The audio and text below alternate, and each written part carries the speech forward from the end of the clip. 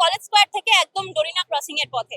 কারণ আজ মুখ্যমন্ত্রী মমতা বন্দ্যোপাধ্যায় রাজ্য জুড়ে যে গ্যাসের সংকট তারই বিরুদ্ধে তিনি পথে নেমেছেন এবং তৃণমূলের সর্বস্তরের নেতা নেত্রী কর্মী সমর্থক থেকে শুরু করে সাধারণ মানুষ থেকে গরিব মানুষ মধ্যবিত্ত প্রত্যেকেই কিন্তু আজ মুখ্যমন্ত্রী মমতা বন্দ্যোপাধ্যায়ের পাশে রাস্তায় নেমেছেন। তারা কি বলছেন, যারা আন্দোলনে নেমেছেন তাদের কি বক্তব্য, তারা কি মতামত রাখছেন, শোনাবো আপনাদের, দেখতে থাকুন। গ্যাস পাচ্ছি না, ঘরে রান্না করতে পারছি না, বাচ্চা কাচ্চা না খেয়ে থাকছে। 1 মাস থেকে লাইন দিয়ে গ্যাস বুকিং করা আছে, তাও পাচ্ছি না। কেরোসিন তেলের দাম বেড়ে গেছে, তাও পাচ্ছি না। তাহলে কি করবো বাচ্চা কাচ্চা নিয়ে? নদীর ওপর তো ক্ষোভ বাড়ছে বাংলার মানুষের, কি কারণটা কি? এইদিকে মানুষের না খেয়ে মরে যাচ্ছে, গ্যাস পাচ্ছে না। এইদিকে মোদির মিছিলে শিয়ালদায় লাইন ধরে গ্যাস দিয়ে রান্না হচ্ছে, লরি ভর্তি গ্যাস রেখে দিয়েছে। আর সাধারণ মানুষ পড়ে আছে, অপচয় হচ্ছে, খাবার দাবার পড়ে আছে। এটাই তো চলছে, আর তো কিছুই না। আমরা বাংলার লোক না খেয়ে মরছি, ওরা খাবার দাবার ফেলে যাচ্ছে রাস্তায়। এই হচ্ছে কথা। এলপিজি গ্যাস কি বাড়িতে ব্যবহার করেন? হ্যাঁ, ব্যবহার। কি সমস্যার সম্মুখীন হতে হচ্ছে এখন গ্যাস? সমস্যার সম্মুখীন মানে 60 টাকা তো গ্যাসের দাম বাড়িয়েছে। তারপরে লাইন মানে গ্যাস তো পাওয়া যাচ্ছে না। তারপর ব্ল্যাকে গ্যাস কিনতে হচ্ছে। বাড়ির বাচ্চা কাচ্চা আছে, তার স্কুল আছে, আমরা কাজে আসি, তার খাবার দাবারের ব্যবস্থা আছে। এমনকি আমরা রাস্তায় বেরোই সারাদিন, সকালবেলা দুপুরে হোটেলগুলো পর্যন্ত বন্ধ, যেখানে আমরা সস্তায় যেখানে 40-50 টাকার মধ্যে ভাত খেতে পারতাম, সেই খাবারটুকু পাচ্ছি না। কি মনে হচ্ছে গ্যাস সংকটের জন্য কে দায়ী? এই গ্যাস সংকটের জন্য অবভিয়াসলি কেন্দ্রীয় সরকার দায়ী, মোদিজি দায়ী। কারণ মোদিজি যেভাবে আমেরিকার কাছে নিজেকে বিক্রি করে দিয়েছে, যেভাবে আগে রাশিয়ার থেকে তেল কিনবে কিনা তার পারমিশন যদি মোদিজি আমেরিকার থেকে নেয়, তার নিজস্ব কোনো সত্তা নেই, নিজস্ব কোনো প্ল্যান পরিকল্পনা নেই।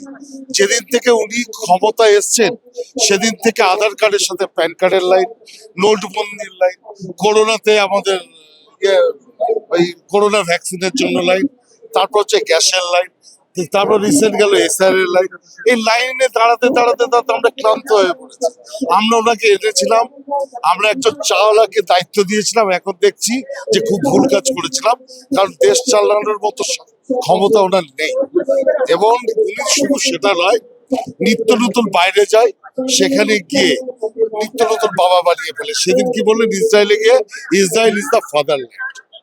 এর দ্বারা কি প্রমাণিত? আমরা ভারতবর্ষীরা কি শুধু মানে আমরা সব বাবা মা সব বেঁচে দিয়েছে, আমাদের বাবা মা নতুন কেউ, আমরা পরাধীন হয়ে গেলাম? এই হচ্ছে ব্যাপার।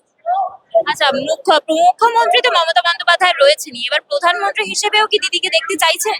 অবশ্যই। শুনুন, দিদি প্রধানমন্ত্রী হওয়ার যোগ্যতা আছেন। কেন আছেন আমি বলি। দিদি যখন তার রাজনৈতিক ক্যারিয়ারে প্রথম তিনি রাজনীতি শুরু করেছিলেন, তার রাস্তাটা নিশ্চয়ই সুগম ছিল না। তিনি ঘাত প্রতিঘাত, লড়াই, তার আন্দোলন, তিনি মার খেয়ে রাজনীতির জায়গায় এসে আজকে উনি যে জায়গায় এসছেন সেই জায়গাটা উনি ডিজার্ভ করেন। এবং আগামী দিন যদি উনি প্রধানমন্ত্রী হন, তার জন্য আমরা কখনো কোনোদিন মানে আমরা জানবো যে ওটা ওনার পদটা ওনার জন্য রক্ষা করা উচিত। কারণ উনি সবার জন্য ভাবেন। ইভেন মানে প্রত্যেকটা মানুষের, একটা সমাজের জন্ম থেকে মৃত্যু পর্যন্ত একটা পরিবারের প্রত্যেকের কথা উনি ভাবেন। যার জন্য ওই ভাবনা চিন্তার মধ্যে কি বলুন তো, ওনার মধ্যে কিছু করার মতো মানসিকতা আছে এবং উনি করে দেখাচ্ছেন ওনার ক্ষমতা। এই জন্য আমরা দিদিকে আগামী দিন আবার আমরা দিল্লিতেই দেখতে চাই। আমরা নিজেরাই 1 মাস অলরেডি হয়ে গেছে, 15 দিন এখনো পর্যন্ত কোনো বুকিং নিচ্ছে না। এরপর বলতে পারবো না, 21 দিন হওয়ার পর গ্যাস না পেলে পরে আমাদের হয়তো না খেতে পেয়ে মরতে হবে। যার জন্য আমরা আজকে পথে সবাই নেমেছি, দিদি নেমেছেন, দিদির সাথে আমরাও আছি। কি মনে হচ্ছে এই গ্যাসের সংকটের জন্য দায়ী কে? অবশ্যই মোদী সরকার। মোদী সরকার ছাড়া তো কাউকে আমরা দোষ দিতে পারবোই না, কারণ দিদি তো আপ্রাণ চেষ্টা করছে যে যেভাবে হোক এই প্রবলেমটা যেভাবে হোক যত তাড়াতাড়ি হোক সলভ করার জন্য। এবার যেটা হবে এবার দেখা যাক কি করতে। দেখলাম যে কিছুদিন আগে ব্রিগেডে হাজার হাজার সিলিন্ডার দিয়ে রান্না করা হলো মোদির অনুষ্ঠানে। তাহলে সেটাই তো একটা কথা, ওনারা পেয়ে যাচ্ছেন, অথচ আমরা যারা ভুক্তভোগী, আমরা গরিব মানুষ না, আমরা কোথায় পাবো বলুন? আমাদের কাছে তো ডবল সিলিন্ডার করার মতো সমস্যা, সেখান থেকেও আমরা পাবো না। সুতরাং আমাদের যে আমার নিজের যেমন ফেসিলিটি, আমি নিজে বলছি 15 দিন হয়ে গেছে আমি গ্যাস বুকিং করতে চাইছি, কিন্তু গ্যাস বুকিং নিচ্ছে না। যেহেতু বলে দিচ্ছে 25 দিন আগে পর্যন্ত আমাদের কোনো বুকিং হবে না। গ্যাস সিলিন্ডার ওখান থেকে যে গোডাউন থেকে আনবো সেটাও কোনো ফেসিলিটি আমরা পাবো না, যার জন্য আমাদের হয়তো না খেতে পেয়ে মরতে হবে। গ্যাস বুক করছি, পারছি না, এবং পেলে পরে ফিরিয়ে দিচ্ছে, বলছে 12টার বেশি হবে না। তার কারণ আর যদি 12টার বেশি হয় তাহলে আপনারা যা সুবিধা পাবেন, আমাদের যা ইনস্ট্রাকশন দিয়েছে আমরা সেই ইনস্ট্রাকশন, সেই রুলস মানবো, আদারওয়াইজ কোনো কিছু মানবো না। মনে হচ্ছে কে দায়ী এই গ্যাস সংকটের জন্য? অবশ্যই বিরোধী পক্ষ, মোদী সরকার ছাড়া ওনার আন্ডারে সবকিছু রয়েছে। উনি ইনস্ট্রাকশন দিয়েছে বলেই এই কাজটা হয়েছে এবং গ্যাসের এত সংকট দেখা দিয়েছে। ঠিক আছে, উনি পেয়ে যাচ্ছেন, অথচ আমরা যারা রয়েছি পশ্চিমবাংলায় যারা রয়েছি তারা পাচ্ছি না। তাহলে সেটা কি করে সম্ভব? হাজার হাজার টাকা হাজার হাজার গ্যাস সিলিন্ডার দিয়ে পরে শনিবার দিনকে রান্না করা হলো, ওপেন রাস্তার মধ্যে খাওয়া দাওয়া হচ্ছে, অথচ আমরা বাড়িতে যারা ইউজ করছি গৃহস্থ মানুষ যারা, তারা কিছুই কোনো ফেসিলিটি পাচ্ছি না। উনি কি করে পাচ্ছেন আর আমরা কেন পাবো না? আমাদের কথা হচ্ছে এটাই, যার জন্য দিদির সাথে আমরা পথে নেমেছি, আমরা দিদির সাথেই হাঁটবো। দিদি যা মনে হচ্ছে মোদি দায়ী এর জন্য। 100বার মোদিই দায়ী। কি কি সমস্যা হচ্ছে গ্যাস নেই? গ্যাস না থাকলে সবকিছুরই সমস্যা, খাওয়া হবে না, খাওয়া না হলে স্কুল কলেজ অফিস আদালত সবাই টাইমে পৌঁছাবে না, অনেক রকম প্রবলেম। একটা গ্যাসের জন্য অনেক প্রবলেম হতে পারে। টাকা বাড়িয়ে তো আরো প্রবলেম গরিবদের, টাকা দিয়ে কি করে হবে? না, ভাবছে না। উনি যদি ভাবতো তাহলে আজকে এই অবস্থা আমাদের হওয়ারই কথা না। এক চান্সে 80 টাকা 60 টাকা বাড়িয়ে দিয়েছে। চাই না দিদি চাই, মোদি চাই না দিদি চাই। দিদি না থাকলে বাংলা শেষ, বাংলায় মোদির দরকার নেই। এই এত টাকা গ্যাসের দাম, গ্যাস ছাড়া কি করে চলে? তেল নেই, চাল নেই, সব জিনিসের যদি দাম বেড়ে থাকে তাহলে সরকার চলবে কি করে? এই সরকারের দরকার নেই, এই সরকার আমরা চাই না। তারা পাবে কি করে? দিদি চাই, এসব subsidy এক কথা দিদি চাই, দিদি চাই, দিদি চাই, আর কাউকে চাই না। মোদিকে আমরা একদম চাই না, মোদি এলে সব শেষ। বাংলা থেকে মোদিকে দূর হাঁটাও, ঝাঁটা মেরে দূর হাঁটাও, ঝাঁটা মেরে দূর হাঁটাও। গ্যাস ব্যবহার করেন? হ্যাঁ করি। গ্যাসে কি কি সমস্যা হচ্ছে এখন? সমস্যা হচ্ছে গ্যাস পাচ্ছি না। মোদির ওখান থেকে এমন করে দিয়েছে যেখান থেকে আমাদের কোনো কিছু হচ্ছে না, আমাদের এখন উনুনে রান্না করতে হচ্ছে। মোদি কি গরিব মানুষের কথা ভাবছে না? একদমই ভাবে না। উনি ভাবেন গরিবের কথা। আমাদের দিদি মমতা দি আমরা ব্রিগেডে দেখলাম দুদিন আগে হাজার হাজার সিলিন্ডার দিয়ে রান্না হয়েছে, কিন্তু গরিব মানুষ গ্যাস পাচ্ছে। পাচ্ছে না তো গ্যাস, গ্যাস পাচ্ছে না, গ্যাস দিচ্ছে না। আমরা বুকিং করছি, বলছে 25 দিন 45 দিন পর পাবে গ্যাস। এটা কোনো কথা? তাহলে আমরা রান্না করে খাবো কি? আমরা মানুষ অফিসে যায়, এটা হয় কখনো? তার জন্যই তো আজকে আমাদের দিদি বেরিয়েছে রাস্তায়, এমনি এমনি তো বেরোয়নি তো।